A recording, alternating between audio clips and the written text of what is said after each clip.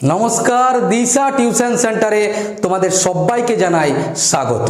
আজকের এই ভিডিওতে ক্লাস 6 অর্থাৎ ষষ্ঠ শ্রেণীর সেকেন্ড ইউনিট টেস্ট বা সেকেন্ড সামেটিভ টেস্টের পরীক্ষার জন্য গণিতের সিলেবাস, কোশ্চেন প্যাটার্ন এবং গুরুত্বপূর্ণ অঙ্ক অর্থাৎ সাজেশনস নিয়ে ডিটেলসে আলোচনা করব। প্রতিটি স্কুলেই জুলাইয়ের মাঝামাঝি অর্থাৎ জুলাইয়ের থার্ড উইক থেকে আগস্টের ফার্স্ট উইকের মধ্যেই এই সেকেন্ড ইউনিট টেস্টের পরীক্ষাগুলো হবে। সেকেন্ড ইউনিট টেস্টের পরীক্ষার জন্য তোমাদের কাছে এখনো অনেকটাই সময় আছে। আমি বেশ কিছুদিন আগেই তোমাদের এই সাজেশনসগুলো দিয়ে দিচ্ছি। এর ফলে তোমরা এই সাজেশনসে যে অঙ্কগুলো থাকবে সেইগুলো প্র্যাকটিস করার জন্য অনেকটাই সময় পাবে এবং ভালোভাবে যদি এই অঙ্কগুলো তোমরা প্র্যাকটিস করে নাও তাহলে অবশ্যই পরীক্ষায় খুব ভালো রেজাল্ট হবে, এমনকি তোমরা পরীক্ষাতে ফুল মার্কসও পেয়ে যাবে। এছাড়া তোমাদের এইবারের পরীক্ষায় গণিতের সিলেবাসে জ্যামিতির অধ্যায় থাকছে। আমরা একদম ভিডিওর শেষে এই জ্যামিতির অধ্যায় নিয়ে আলোচনা করব। জ্যামিতির অধ্যায়ের সাজেশনস দেওয়ার পাশাপাশি প্রত্যেকটা প্রশ্নের উত্তরগুলোও কিন্তু আমি তোমাদের দিয়ে দেব। এছাড়া তোমাদের জ্যামিতির এই দুটো অধ্যায়ের মধ্যে অধ্যায় 11 অর্থাৎ সুষম ঘনবস্তুর গঠন সংক্রান্ত যে অধ্যায়টা আছে সেই অধ্যায় নিয়ে আমি অলরেডি ডিটেলসে আলোচনা করেছি। এই অধ্যায় সংক্রান্ত দুটো ভিডিও অলরেডি আপলোড করা আছে। তোমাদের মধ্য থেকে অনেকে আছো যারা সেই দুটো ভিডিও দেখেছো, যারা এখনো সেই ভিডিওগুলো দেখোনি তারা অবশ্যই চলে যাও প্লেলিস্টে, বা এই ভিডিওর ডেসক্রিপশন বক্সেও আমি লিংক দিয়ে দেবো। তোমরা অবশ্যই এই ভিডিওটা দেখার পরই সেই ভিডিও দুটো দেখে নিও এবং তোমার বন্ধুদের সঙ্গেও কিন্তু সেই ঘনবস্তু সংক্রান্ত ভিডিও দুটো শেয়ার করে দিও। বাড়িতে মন দিয়ে পড়ার পাশাপাশি তোমরা অবশ্যই নিজেদের শরীরের কিন্তু খেয়াল রেখো। এই সময় গরম কিন্তু অনেকটাই বেশি, তাই প্রয়োজন ছাড়া কিন্তু রোদ্রে একদমই বেরোবে না এবং পর্যাপ্ত পরিমাণে অবশ্যই জল পান করতে থাকো। যদি জল তেষ্টা নাও পায় তা সত্ত্বেও কিন্তু বারে বারে জল পান করতে থাকো। আজকের এই ভিডিওতে তোমাদের সেকেন্ড ইউনিট টেস্টের গণিতের সাজেশনসটা দিয়ে দিলাম। চেষ্টা করব খুব তাড়াতাড়ি সেকেন্ড সামেটিভ টেস্টের পরীক্ষার জন্য তোমাদের অন্যান্য সাবজেক্টগুলোরও সাজেশনস ভিডিও নিয়ে আসার। গণিতের সাজেশনস প্রসঙ্গে তোমরা অবশ্যই একটা বিষয় মাথার মধ্যে রাখবে, এই যে সাজেশনসে আমি অঙ্কগুলো দিচ্ছি তার একটাও অঙ্ক কিন্তু তোমরা মুখস্থ করবে না। প্রত্যেকটা অঙ্ক বুঝে বুঝে প্র্যাকটিস করার চেষ্টা করো, দেখবে পরীক্ষায় অনেকটা উপকৃত হবে। তাহলে এখন দেখে নেওয়া যাক তোমাদের সেকেন্ড ইউনিট টেস্টের পরীক্ষার জন্য গুরুত্বপূর্ণ অঙ্কগুলো, অর্থাৎ কোন কোন অঙ্কগুলো তোমাদের ভালোভাবে প্র্যাকটিস করতে হবে। ক্লাস 6 এর সেকেন্ড ইউনিট টেস্ট বা সেকেন্ড সামেটিভ টেস্টের গণিতের এবং অন্যান্য প্রত্যেকটা সাবজেক্টের যে পরীক্ষা হবে সেখানে ফুল মার্কস থাকছে 25 এবং এই প্রত্যেকটা পরীক্ষায় তোমরা সময় পাবে 50 মিনিট। ভিডিওর শুরুতেই আমরা দেখে নেব সেকেন্ড ইউনিট টেস্টের জন্য তোমাদের গণিতের সিলেবাস, অর্থাৎ এই পরীক্ষার জন্য কোন কোন অধ্যায়গুলো তোমাদের ভালোভাবে পড়তে হবে। সেকেন্ড ইউনিট টেস্টের সিলেবাসে তোমাদের অধ্যায় 7 থেকে অধ্যায় 16 এই 10টি অধ্যায় থেকে প্রশ্ন থাকবে। কিন্তু তোমরা তো জানোই বিভিন্ন স্কুলের ইউনিট টেস্টের কোশ্চেন আলাদা আলাদা হয়ে থাকে, তাই সিলেবাসও আলাদা আলাদা হতে পারে। তাই তোমরা অবশ্যই তোমাদের স্কুলে গণিতের স্যার বা ম্যাডামের কাছ থেকে একবার জেনে নেবে এই ইউনিট টেস্টে তোমাদের স্কুলের সিলেবাসে কোন কোন অধ্যায়গুলো থাকছে। যদি এই 10টি অধ্যায়ের বাইরে কোনো অধ্যায় থাকে তোমরা অবশ্যই কমেন্টে জানিও, তাহলে আমি চেষ্টা করব সেই অধ্যায়গুলোর থেকেও গুরুত্বপূর্ণ প্রশ্নগুলো নিয়ে ভিডিও নিয়ে আসার। এই 10টি অধ্যায়ের মধ্যে অধ্যায় 11 এবং অধ্যায় 14 এই দুটো হচ্ছে জ্যামিতির অধ্যায়, এবং অধ্যায় 16 নিয়ন্ত্রিত সংখ্যা ও সংখ্যা রেখা সম্পর্কিত ধারণা, এটা হচ্ছে বীজগণিতের অধ্যায়। এই অধ্যায়টা অবশ্যই তোমরা ভালোভাবে প্র্যাকটিস করবে, খুব গুরুত্বপূর্ণ একটা অধ্যায়। এছাড়া বাকি যে অধ্যায়গুলো আছে এই অধ্যায়গুলো হচ্ছে পাটিগণিতের অধ্যায় এবং অধ্যায় 13 তথ্য সাজানো ও বিচার। এই টাইপসের অধ্যায় একটা তোমাদের ক্লাস 5এও ছিল। এখন দেখে নেওয়া যাক তোমাদের সেকেন্ড ইউনিট টেস্টের গণিতের নম্বর বিভাজন অর্থাৎ কোশ্চেন প্যাটার্ন, কোন অধ্যায় থেকে কি রকমের কোশ্চেন থাকবে এবং কত করে মার্কস থাকবে। কোশ্চেনের শুরুতেই থাকবে অতি সংক্ষিপ্ত প্রশ্ন, অর্থাৎ যেগুলো হয় 1 মার্কসের। এখানে ছোট ছোট অঙ্ক থাকতে পারে, সত্য মিথ্যা, শূন্যস্থান পূরণ অথবা এমসিকিউ কোশ্চেন অর্থাৎ মাল্টিপল চয়েস কোশ্চেনও থাকতে পারে। পাটিগণিত থেকে 3টি এবং বীজগণিত ও জ্যামিতির থেকে একটা একটা করে মোট 5টি। তাহলে এখান থেকে তোমরা পেয়ে যাচ্ছ 5 মার্কস। তারপর থাকছে সংক্ষিপ্ত প্রশ্ন অর্থাৎ 2 মার্কসের প্রশ্ন। পাটিগণিত থেকে দুটো সংক্ষিপ্ত প্রশ্ন সাধারণত দেওয়া থাকবে, তার মধ্য থেকে একটা করতে হবে, এখান থেকে পেয়ে যাচ্ছ 2 মার্কস। তারপর থাকছে দীর্ঘ উত্তরধর্মী প্রশ্ন অর্থাৎ 4 মার্কসের প্রশ্ন। এই 4 মার্কসের প্রশ্ন পাটিগণিত থেকেই থাকবে। পাটিগণিতের অধ্যায় 9 শতকরা, অধ্যায় 12 লসাগু গসাগু, অধ্যায় 7 দশমিক ভগ্নাংশ। এছাড়া এখানে দেওয়া নেই অধ্যায় যে 8 আছে ম্যাট্রিক পদ্ধতি, সেখান থেকেও কিন্তু 4 মার্কসের প্রশ্ন থাকতে পারে। 4 মার্কসের প্রশ্ন সাধারণত 4টি দেওয়া থাকবে, যে কোনো দুটি করতে হবে। এখান থেকে পেয়ে যাচ্ছ 8 মার্কস। তারপর থাকছে বীজগণিত। বীজগণিতের অধ্যায় 16 থেকে 3টি প্রশ্ন দেওয়া থাকবে, দুটো করতে হবে। এখান থেকে পেয়ে যাবে 2 2 4 মার্কস। এবং কোশ্চেনের শেষে থাকবে জ্যামিতির প্রশ্ন। জ্যামিতির প্রশ্নগুলো হবে 2 মার্কসের। 4টি জ্যামিতির প্রশ্ন দেওয়া থাকবে, 3টি করতে হবে। এখান থেকে পেয়ে যাচ্ছ তোমরা 6 মার্কস। কোশ্চেন প্যাটার্ন দেখে তোমরা নিশ্চয়ই বুঝতে পেরেছো যে প্রত্যেকটা অংশকেই কিন্তু ভালোভাবে পড়তে হবে। প্রত্যেকটা অংশ থেকেই আলাদা আলাদাভাবে কোশ্চেন দেওয়া থাকবে। কোশ্চেন প্যাটার্ন এবং সিলেবাস যদি কারো বোঝার ক্ষেত্রে অসুবিধে হয়ে থাকে অবশ্যই কমেন্টে জানিও। এরপর আমরা দেখে নেব অধ্যায় 7 থেকে 16, অর্থাৎ এই 10টি অধ্যায় থেকে 1 মার্কস 2 মার্কস এবং 3 মার্কসের গুরুত্বপূর্ণ অঙ্কগুলো। এই অধ্যায়গুলোর মধ্যে কোনো অধ্যায় যদি তোমাদের সিলেবাসে না থাকে তাহলে তোমরা সেই অধ্যায়টা স্কিপ করে তার পরবর্তী যে অধ্যায়টা আছে সেই অধ্যায়ের গুরুত্বপূর্ণ অঙ্কগুলো মার্ক করে নিও। এখন তোমরা গণিত বইটা বের করে নাও, পাশে তোমরা খাতাও রেখে নিতে পারো। আমি যে সমস্ত গুরুত্বপূর্ণ অঙ্কগুলো বলছি সেগুলো তোমরা বইয়েও মার্ক করে নিতে পারো অথবা খাতার মধ্যেও লিখে নিতে পারো। এবং জ্যামিতির থেকে যে দুটো অধ্যায় আছে অর্থাৎ অধ্যায় 11 এবং অধ্যায় 14, এই দুটো অধ্যায় আমরা শেষে আলোচনা করব এবং এই অধ্যায়গুলোর প্রশ্ন ছাড়াও উত্তরগুলো নিয়েও কিন্তু ডিটেলসে আলোচনা করব। তাহলে এখন তোমরা প্রথমেই বের করে নাও তোমাদের বইয়ে 90 পাতায় অধ্যায় 7 দশমিক ভগ্নাংশকে পূর্ণ সংখ্যা ও দশমিক ভগ্নাংশ দিয়ে গুণ ও ভাগ। এর আগে অর্থাৎ ক্লাস 5এও তোমাদের দশমিক নিয়ে অঙ্ক ছিল, সেখানে তোমরা দশমিকের যোগ বিয়োগ এবং দশমিকের ছোট থেকে বড় সাজানো সেইগুলো শিখেছিলে। ক্লাস 6এ তোমরা শিখবে দশমিকের গুণ ও ভাগ। তোমরা অবশ্যই দশমিকের গুণ ও ভাগ যেগুলো অনুশীলনীতে আছে সেগুলো ভালোভাবে প্র্যাকটিস করবে, কারণ পরীক্ষাতে ছাড়াও বিভিন্ন অঙ্ক করার ক্ষেত্রেই কিন্তু গুণ ও ভাগ প্রয়োজন হবেই। তোমরা এখন চলে এসো 95 পাতায় এই অধ্যায়ের অনুশীলনীতে, অর্থাৎ কোষে দেখি 7-এ। এখান থেকে তোমরা যে অঙ্কগুলো অবশ্যই ভালোভাবে দেখে রাখবে সেটা হচ্ছে এই 9-এর দাগের গুণ, এগুলো তোমাদেরকে জানতেই হবে। 11-র দাগে যে ভাগের অঙ্কগুলো আছে এই ভাগের অঙ্কগুলো ভালোভাবে প্র্যাকটিস করতে হবে। তারপর এই 10-এর দাগের অঙ্ক, পরীক্ষাতে এগুলো থাকবেই, মানের অধক্রমে বা ঊর্ধ্বক্রমে সাজাই, অর্থাৎ ছোট থেকে বড় অথবা বড় থেকে ছোট সাজানো। তাই 9, 10 এবং 11-র প্রত্যেকটা অঙ্কই কিন্তু প্র্যাকটিস করবে। এরপর দেখে নেব এখান থেকে যে সরলের অঙ্কগুলো আছে, অর্থাৎ 13-র দাগের অঙ্ক।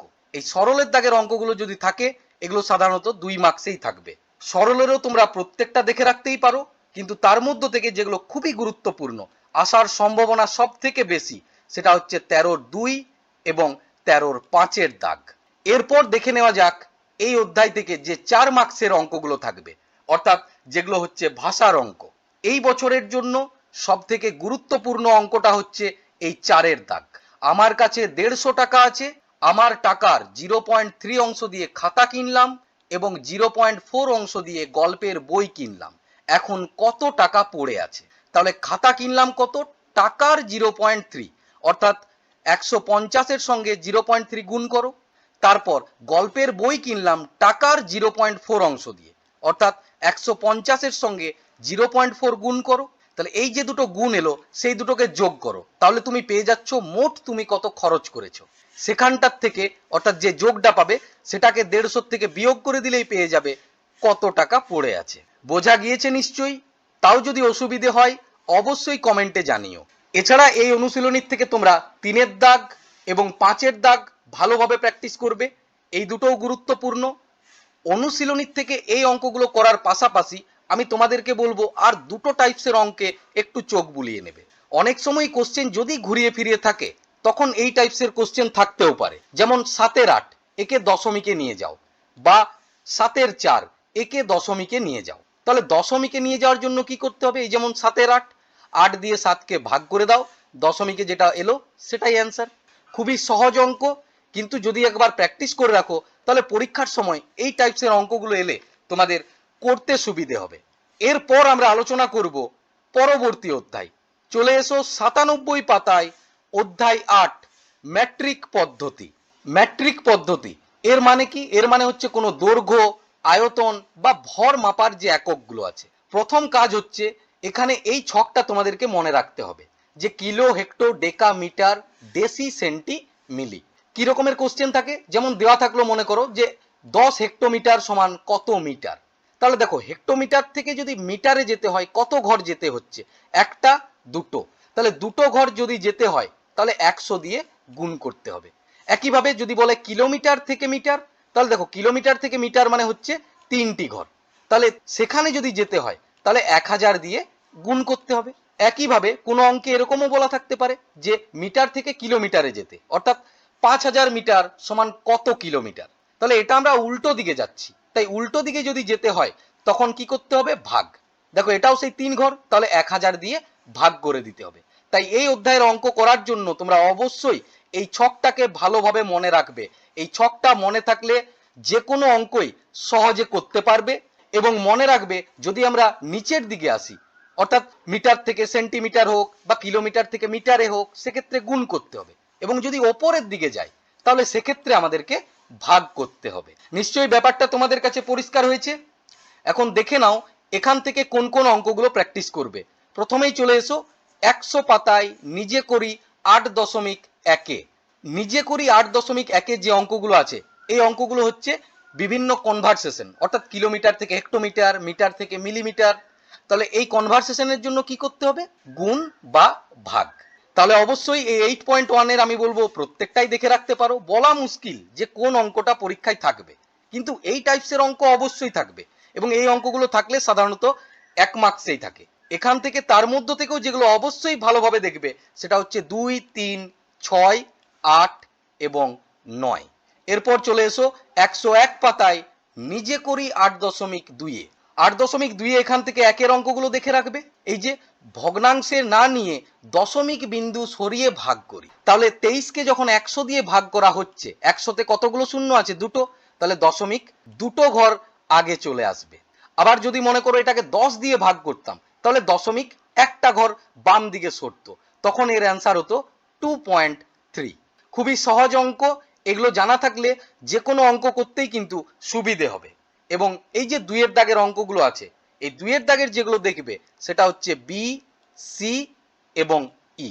তারপর চলে এসো 102 পাতায় নিজে করি 8.3-এ। এই অঙ্কগুলো হচ্ছে বিভিন্ন কনভারসেশনের অঙ্ক, এগুলো প্রত্যেকটাই দেখে রাখতে পারো।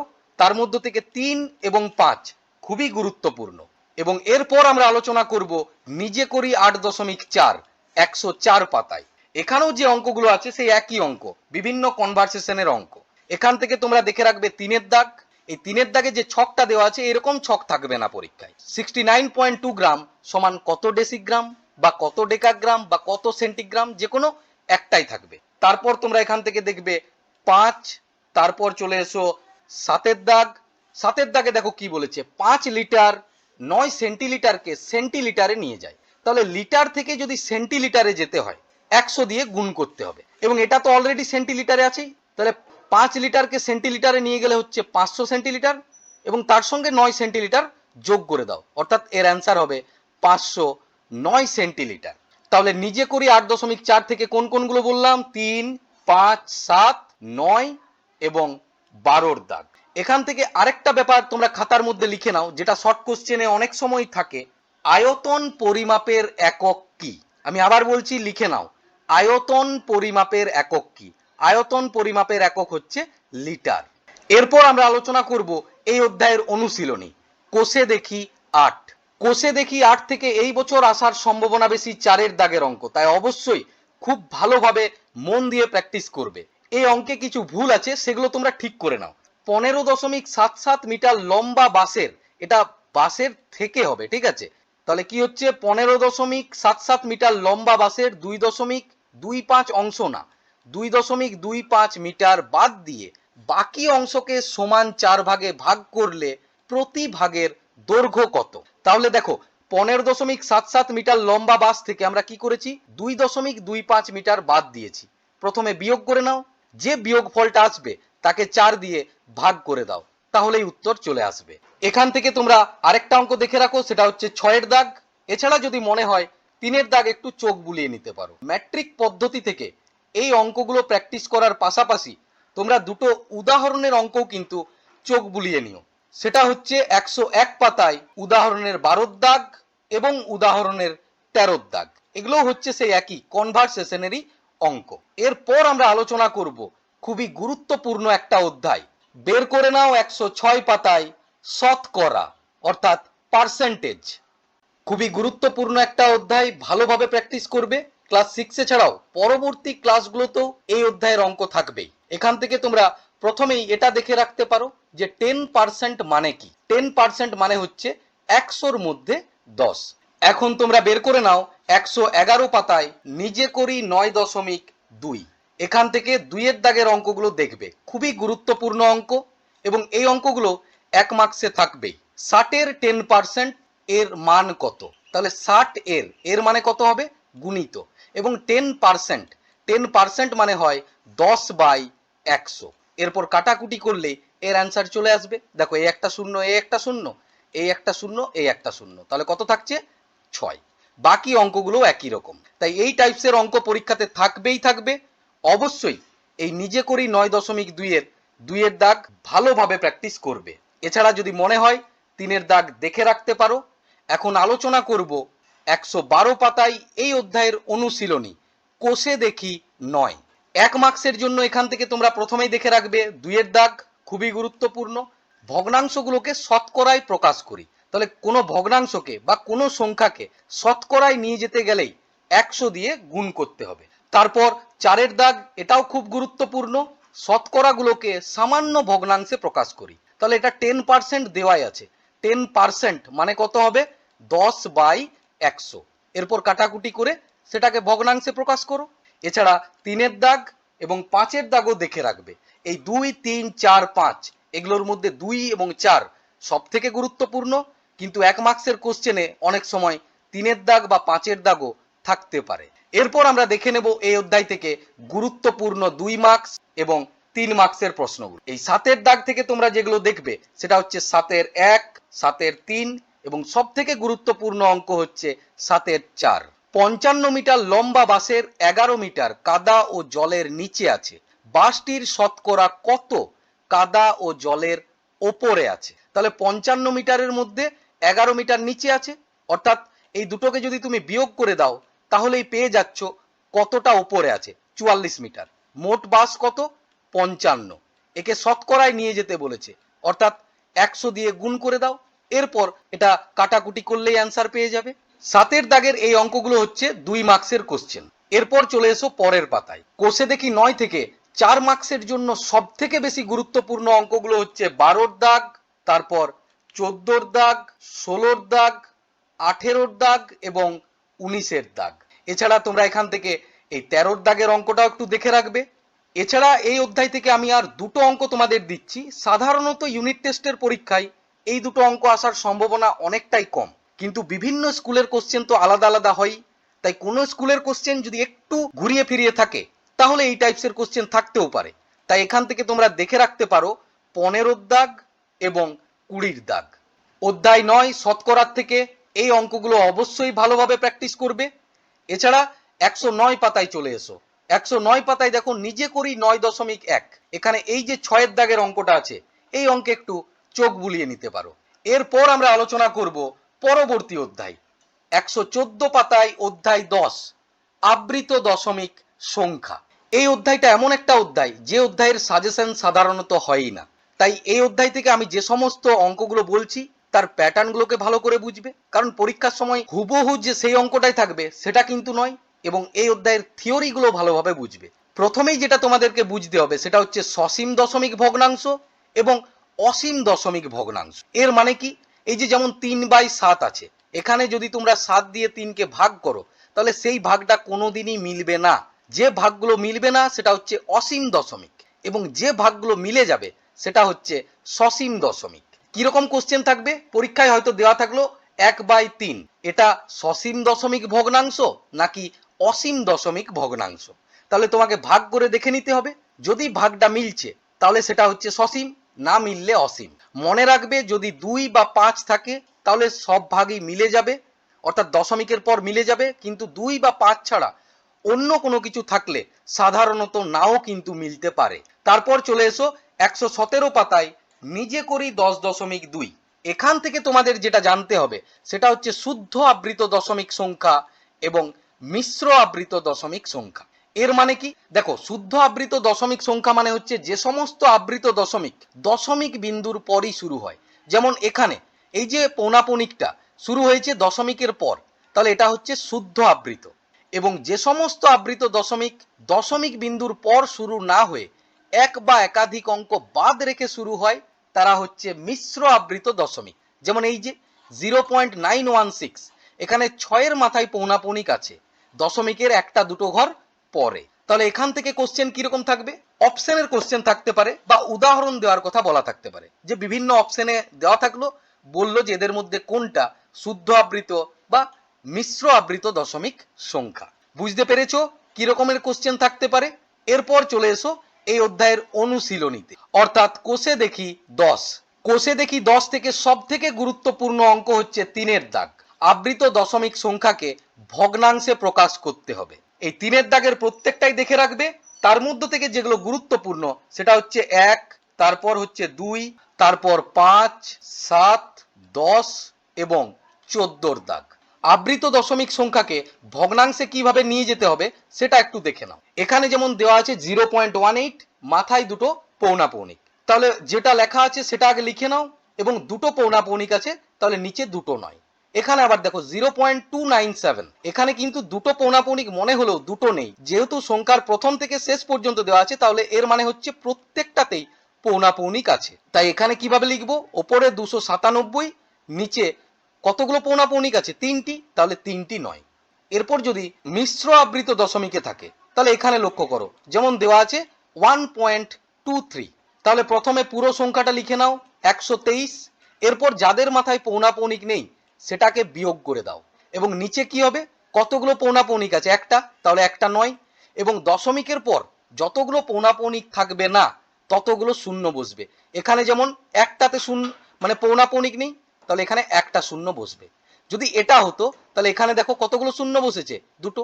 এরপর এখানে বিয়োগটা করে নাও, তারপর যদি কাটাকুটি যায় কাটাকুটি করো, নাহলে যেটা আছে সেখানেই রেখে দাও ভগ্নাংশে। এছাড়া এই কোষে দেখি 10 থেকে আর যে অঙ্কগুলো দেখবে সেটা হচ্ছে এই 4-এর দাগ। নিচের সংখ্যাগুলোকে ঊর্ধ্বক্রমে বা অধক্রমে সাজায়। 4-এর দাগেরও প্রত্যেকটা অঙ্কই একই রকম, তাই এখান থেকে যদি এই দুটো অঙ্ক প্র্যাকটিস করে নাও, বাকি যে অঙ্কগুলোই থাক না কেন পরীক্ষায় সহজেই করতে পারবে। 3-এর দাগ এবং 4-এর দাগের এই অঙ্কগুলো হচ্ছে 2 মার্কসেরই অঙ্ক। অধ্যায় 11 আবৃত দশমিক সংখ্যা থেকে তোমরা যে যে অঙ্কগুলো দেখবে সেটা হচ্ছে প্রথমে এই 3-এর দাগ এবং 4-এর দাগ। এছাড়া তোমাদেরকে জেনে রাখতে হবে মিশ্র ও শুদ্ধ আবৃত দশমিক সংখ্যা কি এবং সসীম ও অসীম দশমিক সংখ্যা কি। এই অঙ্কগুলো দেখে রাখলেই হবে। এছাড়া যদি তোমাদের মনে হয় তাহলে এই অঙ্কগুলোই একটু চোখ বুলিয়ে রাখতে পারো, 1-এর এ, বি এবং ডি। এরপর হচ্ছে অধ্যায় 11, এটা হচ্ছে জ্যামিতির অধ্যায়। এখনই আমরা এই অধ্যায়টা নিয়ে আলোচনা করব না, একদম ভিডিওর শেষে আমরা জ্যামিতির অধ্যায়গুলো নিয়ে আলোচনা করব। তাই তোমরা এখন চলে এসো 130 পাতায় পরবর্তী অধ্যায়, অর্থাৎ অধ্যায় 12, 3টি সংখ্যার গসাগু ও লসাগু। গসাগু ও লসাগু সংক্রান্ত অঙ্ক এর আগের ইউনিট টেস্টের সিলেবাসেও কিন্তু তোমাদের ছিল, এবং এই অধ্যায় 12 হচ্ছে খুব গুরুত্বপূর্ণ একটা অধ্যায়। পাটিগণিত থেকে যে 4 মার্কসের দুটো প্রশ্ন করতে হবে তার মধ্য থেকে একটা প্রশ্ন অধ্যায় 9 শতকরা, এবং অন্য প্রশ্নটা এই অধ্যায় 12 থেকে থাকবেই। তাই এই দুটো অধ্যায় থেকে আমি যে 4 মার্কসের প্রশ্নগুলো দিচ্ছি সেগুলো অবশ্যই খুব ভালোভাবে প্র্যাকটিস করবে। এখন তোমরা চলে এসো 134 পাতায় নিজে করি 12.2। 1-এর দাগের অঙ্কটা খুবই গুরুত্বপূর্ণ, আসার একটা সম্ভাবনা আছে। 4টি ঘন্টা 45 মিনিট, 1 ঘন্টা, 1 ঘন্টা 15 মিনিট ও 1 ঘন্টা 30 মিনিট অন্তর বাজে। বেলা 12টায় ঘন্টাগুলি একসাথে বাজার ঠিক কতক্ষণ পর আবার একসাথে বাজবে, এবং ওই সময়ের মধ্যে প্রতিটি ঘন্টা কতবার বাজবে। তাহলে এখানে কি করতে হবে? সংখ্যাগুলোর মধ্যে লসাগু নির্ণয় করতে হবে। এখন একটা জিনিস লক্ষ্য করো, এখানে কোনো জিনিস মিনিটে, কোনোটা ঘন্টা, আবার কোনোটা ঘন্টাও মিনিটে আছে। তাই প্রথম কাজ হবে প্রত্যেকটাকে একই এককে অর্থাৎ মিনিটে নিয়ে যাও, তারপর তাদের মধ্যে লসাগু নির্ণয় করো। এরপর চলে এসো এই অধ্যায়ের অনুশীলনীতে, অর্থাৎ কোষে দেখি 12। এখান থেকে তোমরা প্র্যাকটিস করবে প্রথমেই এই 4-এর দাগের অঙ্কটা, তারপর 5-এর দাগের যে গসাগুর অঙ্কগুলো আছে এগুলো তো তোমরা জানোই যে গসাগু কিভাবে নির্ণয় করতে হয় বা লসাগু কিভাবে নির্ণয় করতে হয়। কারণ গসাগু ও লসাগু যদি না জানা থাকে তাহলে এই অধ্যায়ের কোনো অঙ্কই কিন্তু করতে পারবে না। তাই 5-এর অঙ্কগুলো কিন্তু প্রত্যেকটাই বলবো দেখে রাখবে, কারণ পরীক্ষাতে একটা 2 মার্কসের কোশ্চেনে হয়তো থাকতেই পারে।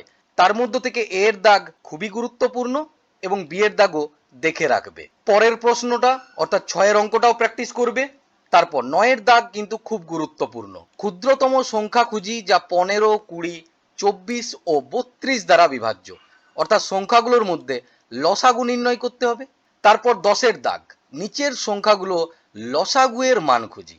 আমি তো বললামই গসাগু এবং লসাগু এগুলো প্র্যাকটিস করতেই হবে। একইভাবে 10-এরও প্রত্যেকটা অঙ্ক দেখবে, তার মধ্য থেকে 10-এর এ থাকতেই পারে, এছাড়া বি এর দাগও কিন্তু গুরুত্বপূর্ণ। পরের পাতায় চলে এসো।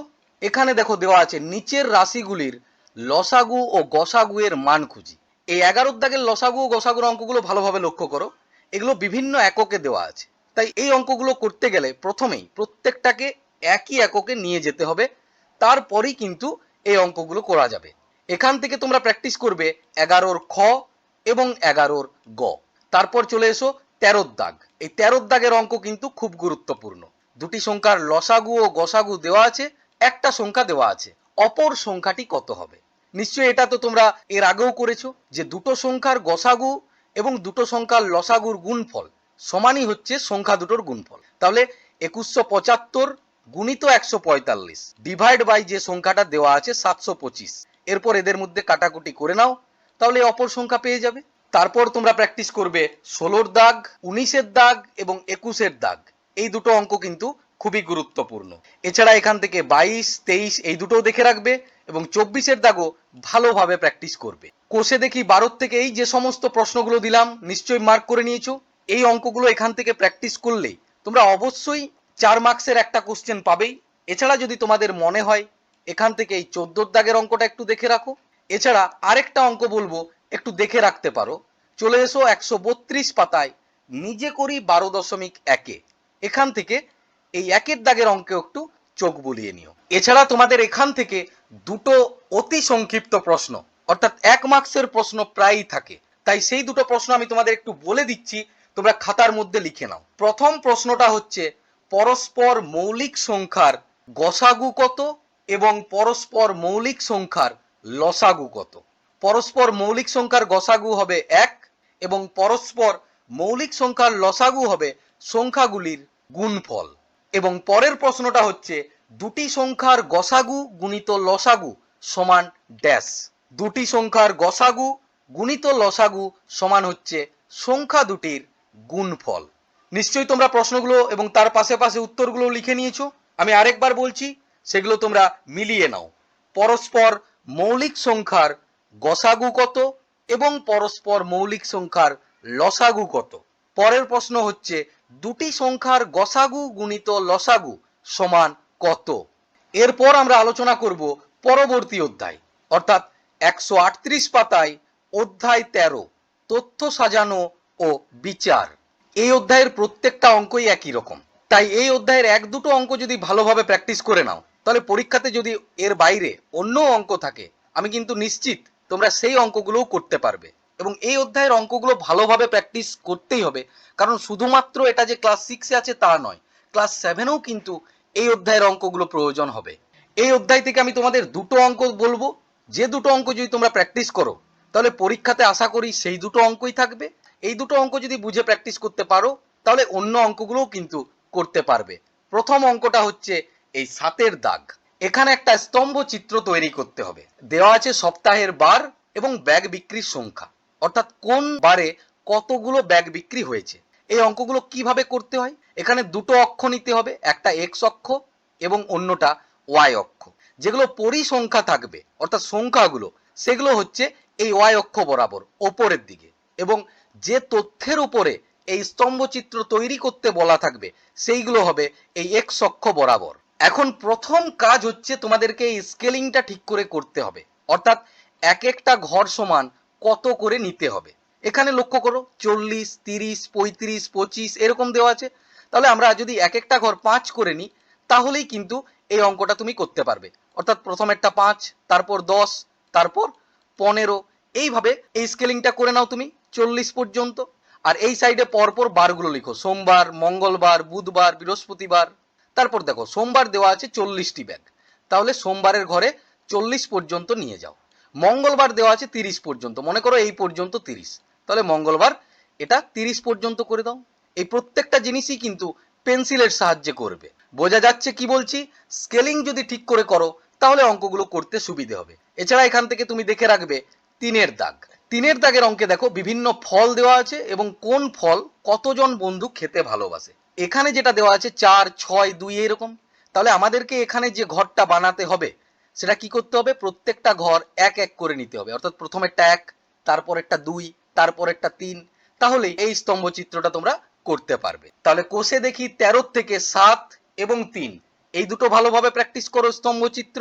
এবং এই 1-এর দাগ দেখে রাখতে পারো পরিসংখ্যা বিভাজন তালিকা তৈরি। অনেক সময় কোশ্চেন এরকম থাকে যে একটা পরিসংখ্যা বিভাজন তালিকা তৈরি দেওয়া থাকে এবং একটা স্তম্ভ চিত্র তৈরি দেওয়া থাকে। তাহলে আমি তোমাদেরকে প্রেফার করব স্তম্ভ চিত্র তৈরি করো, কারণ এটা খুব তাড়াতাড়ি হবে। এক্ষেত্রে কি হবে? বারবার গুনতে হবে, অনেক সময় ভুল হতে পারে, কিন্তু স্তম্ভ চিত্র তৈরিতে ভুল হওয়ার সম্ভাবনাটা অনেকটাই কম। এছাড়া এখান থেকে তোমরা আরেকটা অঙ্ক দেখে রাখবে, সেটা হচ্ছে উদাহরণের অঙ্ক।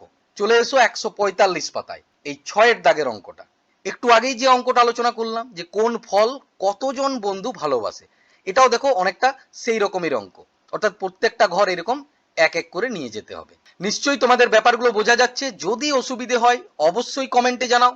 যদি তোমাদের বেশি কমেন্ট থাকে তাহলে এই যে অধ্যায়টি আছে অর্থাৎ স্তম্ভ চিত্র তৈরি নিয়ে আমি একটা ডিটেলস ভিডিও নিয়ে আসব, যেখানে প্রত্যেকটা ব্যাপার নিয়ে ডিটেলস আলোচনা করব এবং এমন ভাবে আলোচনা করব পুরো ব্যাপারটা যাতে তোমাদের বোঝার ক্ষেত্রে সুবিধে হয় এবং পরীক্ষার সময় যে কোনো অঙ্ককেই তোমরা সহজে করতে পারো। এরপর হচ্ছে অধ্যায় 14, জ্যামিতির অধ্যায়। এই অধ্যায়টা নিয়ে আমরা একদম শেষে আলোচনা করছি।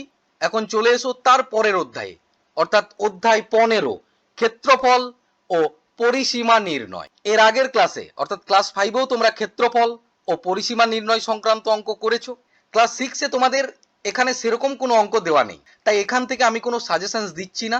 তোমাদের স্কুলে এখান থেকে যে সমস্ত অঙ্কগুলো করানো হবে সেই অঙ্কগুলোই তোমরা প্র্যাকটিস করে যেও। কিন্তু একটা বিষয় অবশ্যই মাথার মধ্যে রাখবে, আয়তক্ষেত্র এবং বর্গক্ষেত্রের ক্ষেত্রফল ও পরিসীমা নির্ণয় সংক্রান্ত যে সূত্রগুলো করেছো সেই সূত্রগুলো কিন্তু মনে রাখবে।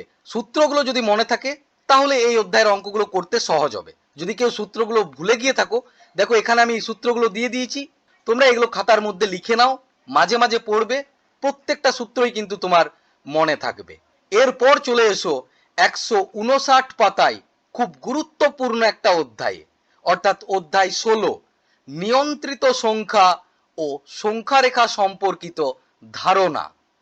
এই অধ্যায়টা হচ্ছে বীজগণিতের একটা অধ্যায় এবং খুবই গুরুত্বপূর্ণ অধ্যায়। এই অধ্যায়টা যদি তোমরা ঠিকভাবে না বুঝতে পারো তাহলে পরবর্তীকালে কিন্তু বীজগণিতের বিভিন্ন অঙ্ক করতে অসুবিধে হবে। পরবর্তী প্রত্যেকটা ক্লাসেই বীজগণিতের প্রচুর অঙ্ক কিন্তু থাকে, তাই এই অধ্যায় পরীক্ষার বাইরেও আমি যেগুলো সাজেশনসে দিচ্ছি সেগুলো তো পরীক্ষার জন্য প্র্যাকটিস করবে, কিন্তু সাজেশনসের বাইরেও প্রত্যেকটা যে সমস্ত অঙ্ক আছে সেগুলো ভালোভাবে বুঝে বুঝে প্র্যাকটিস করবে।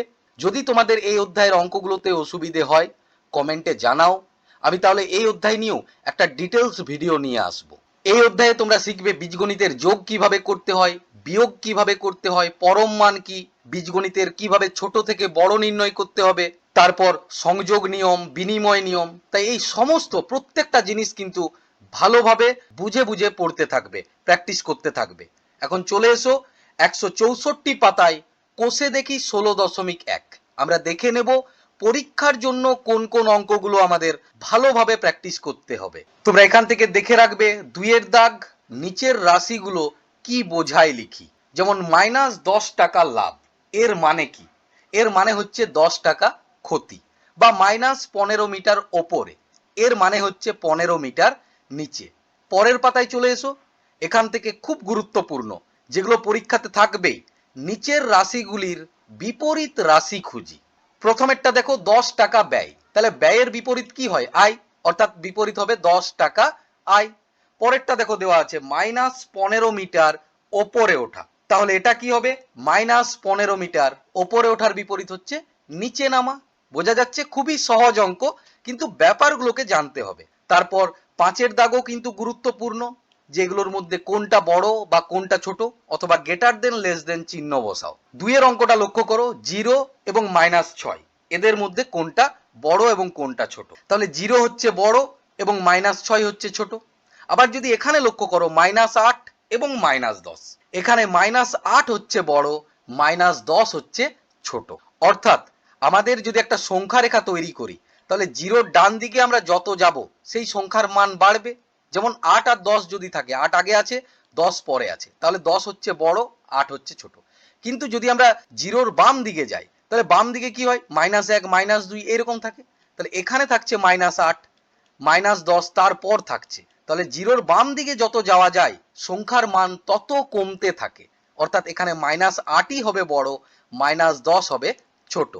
এছাড়া তোমরা দেখে রাখতে পারো এই 3-এর দাগ, নিচের সংখ্যাগুলোর পরম মান লিখি। পরম মান মানে হচ্ছে চিহ্ন ছাড়া সংখ্যাটা। যেমন এখানে দেওয়া আছে -12, তাহলে -12-র পরম মান হচ্ছে 12। পরেরটা দেওয়া আছে দেখো +13, তাহলে +13-র পরম মান হচ্ছে 13। তাহলে কোষে দেখি 16.1 থেকে কোন কোন অঙ্কগুলো দেখবে? 2-এর দাগ, 3-এর দাগ, 4-এর দাগ এবং 5-এর দাগ। এই প্রত্যেকটা অঙ্কই হচ্ছে 1 মার্কসের অঙ্ক। এরপর চলে এসো 168 পাতায় নিজে করি 16.1-এ। এখান থেকে এই বছর আসার সম্ভাবনা সব থেকে বেশি এই যে সরল বা যোগ। 3টি সংখ্যা দেওয়া আছে, এদের মধ্যে যোগ করতে হবে। কিভাবে যোগ করতে হবে? প্রথমে প্রথম দুটোর মধ্যে যোগ করে নাও, যে অ্যান্সারটা পাবে সেটার সঙ্গে তারপর যেটা থাকবে সেটার যোগ করো। আমি এখানে তোমাদের সাজেশনসে দিয়েছি 4-এর দাগের অঙ্কগুলো, কিন্তু মনে করো পরীক্ষার সময় এই 3-এর 1 বা 3-এর 3টা এলো, তোমরা কি এই অঙ্কগুলো করতে পারবে না? নিশ্চয়ই পারবে। এই অঙ্কগুলো যদি ভালোভাবে প্র্যাকটিস করো, এগুলো যদি বুঝে বুঝে প্র্যাকটিস করো, তাহলে এই অঙ্কগুলোও কিন্তু তোমরা করতে পারবে। তাই বীজগণিতের ক্ষেত্রে সংখ্যাগুলো নয়, তার প্যাটার্নগুলোকে বুঝবে এবং সেইগুলোকে ভালোভাবে প্র্যাকটিস করবে। এবং এখান থেকে তোমরা দেখে রাখবে 2-এর দাগ, যোগফল নির্ণয়। যদি দুটোর মধ্যে যোগফল নির্ণয় বলা থাকে, তাহলে সেটা থাকবে 1 মার্কসে, এবং যদি 3টির মধ্যে যোগফল থাকে, তাহলে সেগুলো থাকবে 2 মার্কসে। বীজগণিতের ক্ষেত্রে আমরা কিভাবে যোগ করব? যদি দুটো সংখ্যার মধ্যেই প্লাস চিহ্ন থাকে, তাহলে প্লাসে প্লাসে হচ্ছে প্লাস। অর্থাৎ এই দুটো সংখ্যাকে যোগ করতে হবে। 11 এবং 5-এ হচ্ছে কত? 16। এবং এদের মধ্যে যে সংখ্যাটা বড়, অর্থাৎ যার পরম মান বড়, তার চিহ্ন থাকবে। এখানে 11 এবং 5-এর মধ্যে বড় কে? 11, তাহলে এখানে চিহ্নটা হবে +11। যদি দুটো সংখ্যার মধ্যে একটা প্লাস এবং অন্যটা মাইনাস, বা প্রথমটা মাইনাস পরেরটা প্লাস থাকে, তাহলে দুটোকেই আমাদের কি করতে হবে? বিয়োগ। যেমন লক্ষ্য করো এই 5-এর অঙ্কে প্রথমটা মাইনাস পরেরটা প্লাস দেওয়া আছে, তাহলে দুটোর মধ্যে বিয়োগ করো। 9 থেকে 5-এর বিয়োগ করলে হচ্ছে 4। এখন লক্ষ্য করো 5 এবং 9-এর মধ্যে বড় কে? 9, তাহলে 9-এর চিহ্ন কি আছে? প্লাস, তাহলে প্লাস হয়ে গেল। যদি 9-এর চিহ্ন মাইনাস থাকতো, তাহলে সেক্ষেত্রে মাইনাস হতো। আবার যদি সংখ্যা দুটোতেই মাইনাস থাকে, অর্থাৎ বিয়োগ চিহ্ন, তাহলে মাইনাসে মাইনাসে হবে প্লাস, অর্থাৎ সেক্ষেত্রে যোগ করতে হবে। যেমন এটা লক্ষ্য করো -11 এবং -9, তাহলে মাইনাসে মাইনাসে প্লাস, এদের মধ্যে যোগ করলে হচ্ছে 20। এখন লক্ষ্য করো 11 এবং 9 দুটোতেই মাইনাস আছে, আবার 11 হচ্ছে বড়, তাহলে চিহ্নটা কি হবে? 11-র কি চিহ্ন আছে? মাইনাস, তাহলে -20। বোঝা যাচ্ছে তো বীজগণিতের যোগ কিভাবে করতে হয়? তাহলে নিজে করি 16.1 থেকে দুটি সংখ্যার যোগ এবং 3টি সংখ্যার যোগ, অর্থাৎ 2-এর দাগ এবং 4-এর দাগ, এই অঙ্কগুলোই প্র্যাকটিস করে নিও। এরপর চলে এসো এই অধ্যায়ের পরবর্তী অনুশীলনীতে, অর্থাৎ 175 পাতায় কোষে দেখি 16.2। এই অনুশীলনীর থেকে তোমরা 1-এর দাগের যে বিয়োগগুলো আছে, এই বিয়োগগুলো প্র্যাকটিস করবে। বীজগণিতের ক্ষেত্রে বিয়োগ কিভাবে করতে হবে না, বিয়োগ করার একটা নিয়ম হচ্ছে বিপরীত সংখ্যার সূত্র প্রয়োগ। তাহলে বীজগণিতের ক্ষেত্রে আমরা বিয়োগ করতে পারছি না, তাই প্রথম কাজ হবে আমাদের যে বিয়োগটা দেওয়া আছে সেটাকে যোগ করে নেওয়া। তাহলে এখানে মাইনাস ছিল, সেটাকে আমি প্লাস করলাম। এখন এইরকম তার এটাকে প্লাস করা যাবে না, এখানে পরবর্তী যে সংখ্যাটা আছে তার যে চিহ্ন সেটাকে চেঞ্জ করতে হবে। অর্থাৎ এটা -10 আছে, এটা হয়ে যাবে +10। বা পরের অঙ্কটা লক্ষ্য করো, -21 মাইনাস +21, তাহলে এই মাইনাসটাকে তো আমার চেঞ্জ করতেই হবে, অর্থাৎ এটা যোগে নিয়ে গেলাম। এরপর পরবর্তী যে সংখ্যাটা আছে তার চিহ্ন চেঞ্জ, এটা +21 দেওয়া আছে, তাহলে এটা কত হয়ে যাবে? -21। বোঝা যাচ্ছে নিশ্চয়ই? তারপর চলে এসো 4-এর দাগ। এই যে 4-এর দাগের সরলগুলো আছে খুবই গুরুত্বপূর্ণ, এবং ছয়ের দাগের যে সংখ্যা রেখায় যোগগুলো আছে এগুলোও কিন্তু গুরুত্বপূর্ণ। বীজগণিত থেকে তোমাদের 3টি প্রশ্ন করতে হবে, তাই 3টি প্রশ্নের মধ্যে একটা সরল, একটা সংখ্যা রেখায় যোগ এবং আরেকটা হয়তো 3টি সংখ্যার মধ্যে যোগ, এইগুলো থাকার সম্ভাবনা কিন্তু সব থেকে বেশি। এছাড়া এখান থেকে 5এর দাগের গুলোও দেখে রাখবে, প্রথমটির সঙ্গে কত যোগ করলে দ্বিতীয়টি পাই, অর্থাৎ দ্বিতীয়টির থেকে প্রথমটাকে বিয়োগ করে দাও, তাহলে অ্যান্সার এসে যাবে। কোষে দেখি 16.2 থেকে 1, 4, 5, 6 এগুলো দেখলেই হবে, এর মধ্য থেকেই পরীক্ষাতে অবশ্যই অঙ্ক কমন পেয়ে যাবে। তাছাড়া তোমরা তো জানোই বিভিন্ন স্কুলের কোশ্চেন আলাদা আলাদা হয়, যদি তোমাদের মনে হয় তাহলে 8এর দাগ এবং 2-এর দাগ এই দুটো অঙ্ককে একটু দেখে রাখতে পারো। সেকেন্ড সামেটিভ টেস্ট বা সেকেন্ড ইউনিট টেস্টের জন্য তোমাদের যে অধ্যায়গুলো সিলেবাসে আছে তার সমস্ত অধ্যায়গুলোই আমরা আলোচনা করে ফেললাম। এখন আমাদের বাকি আছে শুধু জ্যামিতির অধ্যায় দুটো। এখন জ্যামিতির এই দুটো অধ্যায় নিয়ে গুরুত্বপূর্ণ প্রশ্নগুলো আলোচনা করলেই এই ইউনিট টেস্টের যতগুলো অধ্যায় আছে সেই প্রত্যেকটা অধ্যায় নিয়েই আলোচনাটা কমপ্লিট হয়ে যাবে। জ্যামিতির এই যে দুটো অধ্যায়, এই দুটো অধ্যায়ই কিন্তু তোমাদের এর আগে অর্থাৎ ক্লাস 5-এও ছিল। তোমাদের মধ্য থেকে নিশ্চয়ই অনেকেরই সেই অধ্যায়গুলো সম্পর্কে মনে আছে, যাদের মনে নেই কোনো অসুবিধে নেই, এই অধ্যায়গুলো নিয়ে আমি ডিটেলসে আলোচনা করব এবং এদের উত্তরগুলো আমি দিয়ে দেবো। তাই তোমরা যদি সেই প্রশ্নগুলো ভালোভাবে পড়ে যাও অবশ্যই পরীক্ষাতে উপকৃত হবেই। আরো একটা ব্যাপার, এই যে অধ্যায় 11 সুষম ঘনবস্তুর গঠন বিষয়ক জ্যামিতিক ধারণা আছে, এই অধ্যায়টা অর্থাৎ ঘনবস্তুর যে গঠন, এই অধ্যায়টা নিয়ে কিন্তু আমি ডিটেলস দুটো ভিডিও বানিয়েছি। তোমরা অনেকেই নিশ্চয়ই ক্লাস 5-এ সেই ভিডিওগুলো দেখেছো, এখনো যারা সেই ভিডিওগুলো দেখোনি তাদের জন্য বলছি এই ভিডিওর ডেসক্রিপশন বক্সেই আমি লিংক দিয়ে দিচ্ছি, সেই দুটো ভিডিও এই ভিডিও দেখার পরেই কিন্তু দেখে নিও এবং তোমার বন্ধুদের সঙ্গেও কিন্তু শেয়ার করে নিও। জ্যামিতির থেকে যে সমস্ত গুরুত্বপূর্ণ প্রশ্নগুলো আছে যেগুলো বইয়ের মধ্যে আছে সেগুলো আমি বই থেকেই দাগ দিয়ে দিচ্ছি এবং যে প্রশ্নগুলো বইয়ের মধ্যে নেই সেই প্রশ্নগুলো আমি তোমাদের দিয়ে দিচ্ছি, তার পাশে পাশে অ্যান্সারগুলোও দিয়ে দিচ্ছি। তোমরা অবশ্যই খাতার মধ্যে সেই প্রশ্ন এবং উত্তরগুলো লিখে নাও। প্রথমেই তাহলে লিখে নাও অধ্যায় 11-র গুরুত্বপূর্ণ প্রশ্নগুলো। এখানে দেখো একটা ছক তোমাদেরকে আমি দিয়ে দিয়েছি, বিভিন্ন ঘনবস্তুর নাম, তাদের ভূমি কিরূপ হবে, তলের সংখ্যা কতগুলো থাকে, তলের ধরন কিরূপ মানে সমতল নাকি বক্রতল, প্রান্তরেখা বা ধার সংখ্যা কতগুলো এবং শীর্ষবিন্দুর সংখ্যা কতগুলো। এখান থেকে কি রকমের প্রশ্ন থাকবে, এটা 1 মার্কসের প্রশ্নও থাকতে পারে, আবার 2 মার্কসের প্রশ্নও থাকতে পারে। যদি 1 মার্কসের প্রশ্নে থাকে তাহলে হয়তো এইরকম দেওয়া থাকবে যে একটা আয়তঘনের ধার সংখ্যা কতগুলো বা তলের সংখ্যা কতগুলো বা একটা আয়তঘনের ভূমি কি রূপ। যদি 2 মার্কসে থাকে তাহলে এরকম থাকতে পারে যে একটা আয়তঘনের তল সংখ্যা, ধার সংখ্যা এবং শীর্ষবিন্দুর সংখ্যা লেখো, বা একটা আয়তঘনের তল সংখ্যা প্লাস ধার সংখ্যা মাইনাস শীর্ষবিন্দুর সংখ্যা সমান কত। তাহলে সেখানে তল সংখ্যা এবং শীর্ষবিন্দুর সংখ্যা বসিয়ে সেটা যোগ করে দাও, সেখান থেকে শীর্ষবিন্দুর সংখ্যা বিয়োগ করে দাও। এই ছকে তোমাদের প্রত্যেকটা ঘনবস্তু নিয়েই ডিটেলসেই দেওয়া আছে, তার মধ্য থেকেও পরীক্ষাতে আসার যেগুলো সম্ভাবনা বেশি সেটা হচ্ছে আয়তঘন, ঘনক, শঙ্কু, চোঙ, পিরামিড। পিরামিড দেখো তোমাদের সিলেবাসে 4 রকমের আছে, এদের মধ্যে ত্রিভুজাকার পিরামিড এবং পঞ্চভুজাকার পিরামিড এবং শেষে হচ্ছে প্রিজম। প্রিজমও দেখো 4 রকমের আছে, তাদের মধ্যে ত্রিভুজাকার প্রিজম এবং চতুর্ভুজাকার প্রিজম। এই ছকটা তোমরা অবশ্যই স্ক্রিনশট করে নাও বা ভিডিও পজ করে লিখে নাও, এই ছকটা কিন্তু খুবই গুরুত্বপূর্ণ এবং এই ছক থেকে 1 মার্কস বা 2 মার্কসের প্রশ্ন অবশ্যই পাবে। তারপর পরের প্রশ্ন, উদাহরণ দাও ঘনক এবং পিরামিড। ঘনকের উদাহরণ হচ্ছে লুডোর ছক্কা এবং পিরামিডের উদাহরণ কি বলবে, মিশরের পিরামিড বলতে পারো। তারপরের প্রশ্ন, ত্রিভুজাকার পিরামিডের অপর নাম কি, এর উত্তর হচ্ছে চতুস্তলক। বই থেকেই এখানে দাগ দিয়ে নাও, বের করে নাও 128 পাতায় নিজে করি 11.2। 11.2 এর প্রত্যেকটা প্রশ্নই দেখে রাখবে, প্রত্যেকটাই গুরুত্বপূর্ণ, কিন্তু সব থেকে বেশি গুরুত্বপূর্ণ হচ্ছে 1-এর দাগ। এমন একটা ঘনবস্তুর নাম লেখো যার একটাই তল আছে, তাহলে এর উত্তর হচ্ছে গোলক। বা যদি বলে উদাহরণ দাও তাহলে কি বলবে, ফুটবল, মার্বেল এইগুলো। এরপর চলে এসো কোষে দেখি 11-তে, পরের পাতায় চলে এসো, এখান থেকে 3-এর দাগের যে এমসিকিউর অঙ্কগুলো আছে এই প্রশ্নগুলো দেখে রাখতে হবে। 3-এর এ এবং 3-এর সি, পাশের কোনটি আয়তঘন নয়, এর উত্তর হচ্ছে বোতল।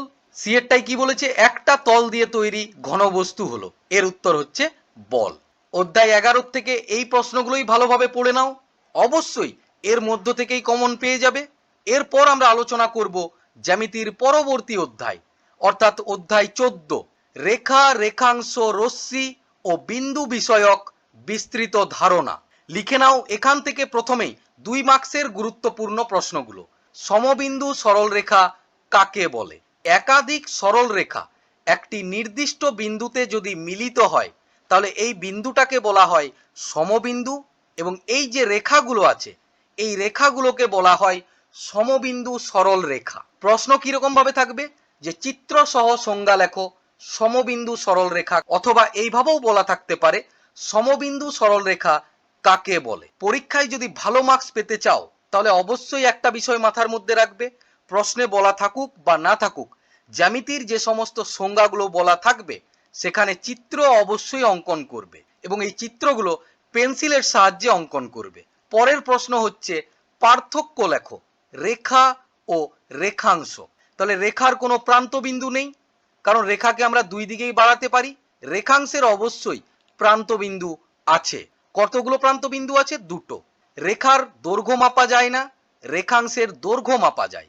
এবং এদেরকে কিভাবে প্রকাশ করা হয়? যদি আমি এই দুটোরই নাম দিই এ বি, তাহলে রেখাকে প্রকাশ করা হয় এ বি, লিখে তার মাথায় 2 দিকে একটা তীর চিহ্ন, এবং রেখাংশকে আমরা শুধু এ বিও বলতে পারি বা এ বির মাথায় একটা দাগ।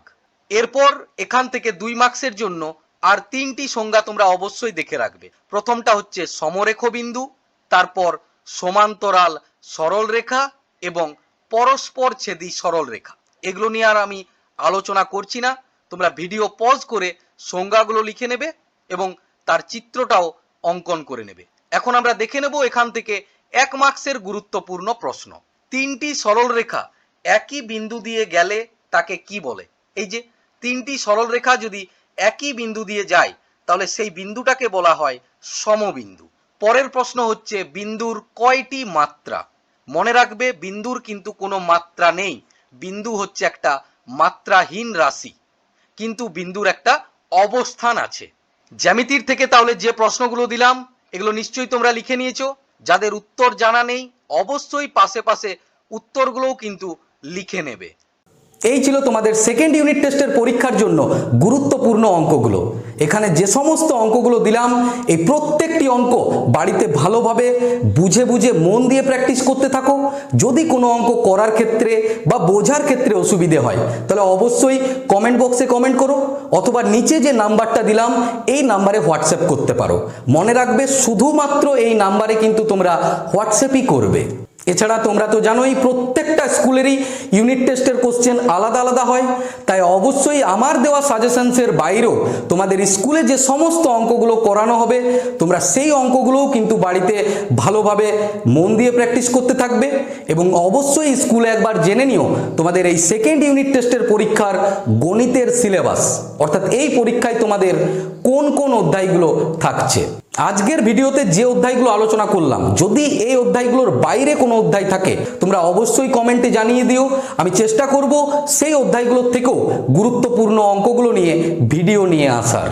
খুব তাড়াতাড়ি তোমাদের সেকেন্ড ইউনিট টেস্টের পরীক্ষার জন্য অন্যান্য সাবজেক্টগুলোরও সাজেশনস ভিডিও আসতে চলেছে, তাই কোনো সাজেশনস ভিডিও যাতে তোমার মিস না হয়ে যায়, আপলোড হওয়ার সাথে সাথে তোমার কাছে পৌঁছে যায়, এর জন্য তোমরা চাইলে চ্যানেলটিকে সাবস্ক্রাইব করে নিও এবং পাশে থাকা বেল আইকনে ক্লিক করে অল নোটিফিকেশন অন করে দিও।